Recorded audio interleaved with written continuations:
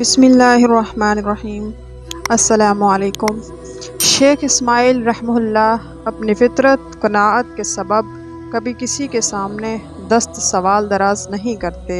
شیخ اسماعیل کی 3 بیٹیاں تھیں، چونکہ حضرت رابعہ بصری اپنی تینوں بہنوں کے بعد پیدا ہوئی۔ اس مناسبت سے آپ کا نام رابعہ رکھا گیا۔ عربی زبان میں رابعہ چوتھی کو کہتے ہیں۔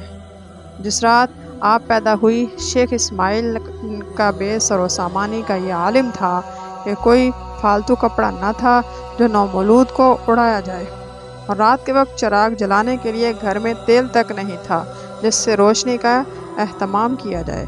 گھر کی یہ حالت دیکھ کر حضرت رابعہ بصری کی والدہ ماجدہ نے آپ کے والد سے کہا، فلاں ہمسائے سے تھوڑا سا قرض لے لیں تاکہ ضرورت کی چیزیں لا سکیں۔ آپ کے والد نے اس بات کا عہد کر رکھا تھا کہ سوائے اللہ تعالیٰ کے کسی سے کبھی کچھ نہ مانگیں گے۔ چونکہ معاملہ ایسا آن پڑا تھا کہ اب اس کے سوا کوئی چارہ دکھائی نہیں دیا کہ کسی سے قرضہ لیا جائے۔ شیخ اسماعیل تاریکی میں گھر سے نکل پڑے اور پڑوسی کے دروازے پر دستک دی۔ پڑوسی گہری نیند میں سویا ہوا تھا، اس لیے اس نے دستک کی آواز نہیں سنی۔ شیخ اسماعیل کچھ دیر تک دروازہ کھلنے کے انتظار میں کھڑے رہے، مگر جب پڑوسی کے قدموں کی آواز بھی سنائی نہ دی تو آپ خاموشی سے لوٹ آئے اور پریشانی کے عالم میں سو گئے۔ آپ جب صبح سو گئے اور خواب میں حضور اکرم صلی اللہ علیہ وسلم کی زیارت ہوئی تو آپ صلی اللہ علیہ وسلم نے فرمایا، اے اسماعیل، اپنی بے سر و سامانی کا غم نہ کریں، تیری یہ بچی اپنے وقت کی بہت بڑی عارفہ ہو گئی۔ اس کے روحانی فیض سے دنیا کو فائدہ پہنچے گا اور اس کی دعاؤں سے میری امت کے ہزاروں افراد بخشے جائیں گے۔ اس کے بعد حضور رسول صلی اللہ علیہ وسلم نے فرمایا، بصرہ کے حاکم کے پاس ایک کاغذ تحریر کر کے لے جاؤ، یہ یوم جو مجھ پر 100 مرتبہ درود بھیجتا ہے اور شب جمعہ 400 مرتبہ، لیکن آج جمعے کی جو رات گزری ہے اس میں تو درود بھیجنا بھول گیا، لہٰذا بطور کفارہ حامل اعضاء کو 400 دینار ادا کرو۔ حاکم بصرہ سے جو دینار ملیں گے اس کو خرچ کر لینا۔ حضرت رابعہ بصری کے والد ماجد جب نیند سے بیدار ہوئے تو رات کو دیکھے خواب کے بارے میں سوچتے ہوئے آنکھوں میں خوشی کے آنسو آ گئے۔ آپ نے اپنا پورا خواب ایک کاغذ پر تحریر کیا اور حاکم بصرہ کے دربار میں دے دیا۔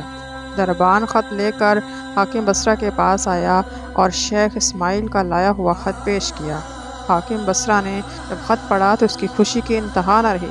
پوچھا، خط لے کر آنے والا معزز شخص کہاں ہے؟ دربان نے کہا، وہ باہر محل کے دروازے پر کھڑا ہے۔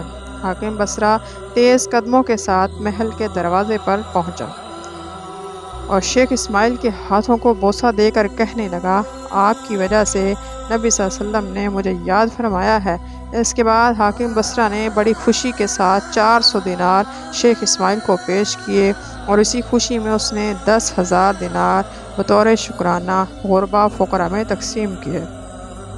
اگلے دن حاکم بصرہ نے خود حضرت رابعہ بصری کے گھر حاضری دی اور بڑی عقیدت و مسرت کا اظہار کرتے ہوئے وہاں سے رخصت ہوا۔ حضرت رابعہ بصری کا مالک انتہائی جابر اور ظالم شخص تھا، دن رات آپ سے کام لیتا۔ آپ نہایت ہی فرمانبرداری یا خاموشی سے اس کی خدمت کرتی، کبھی زبان سے اف تک نہ کیا۔ بچپن کے دن تیزی سے گزرتے جا رہے تھے، اب آپ آہستہ آہستہ 12 برس کی ہو گئی۔ آپ کو جب بھی فرصت ملتی تو نماز میں مشغول ہو جاتی اور رو رو کر اپنے رب سے کہتی، اے خدا، میں یتیم مبتلا مصیبت ہوں، غلامی کی زنجیروں میں جکڑی ہوئی ہوں، ظلم و ستم سہ رہی ہوں، اس کے باوجود میرا پیش نظر تیری رضا ہے۔ ایک دن مالک نے آپ کو کسی کام کے لیے گھر سے باہر بھیجا۔ آپ چلی جا رہی تھی کہ راستے میں اپنے سامنے نامحرم کو دیکھ کر اس قدر زور سے گری کہ ہاتھ میں شدید چوٹ آ گئی۔ ہاتھ نے کام کرنا چھوڑ دیا۔ آپ رو پڑی اور بارگاہ الہی میں التجا کرنے لگی، الہی، میں تو پہلے ہی بے یار و مددگار تھی، اب ہاتھ میں بھی چوٹ کے باعث جواب دے دیا ہے، اس کے باوجود میں تیری رضا چاہتی ہوں۔ غیبی ندا آئی، اے رابعہ، غم نہ کر، کل تجھے وہ مقام و مرتبہ عطا ہوگا، تجھ پر ملائکہ بھی رشک کریں گے۔ رابعہ بصری نے یہ آواز سنی، بہت خوش ہوئی، اپنی ساری تکلیفیں بھول گئی۔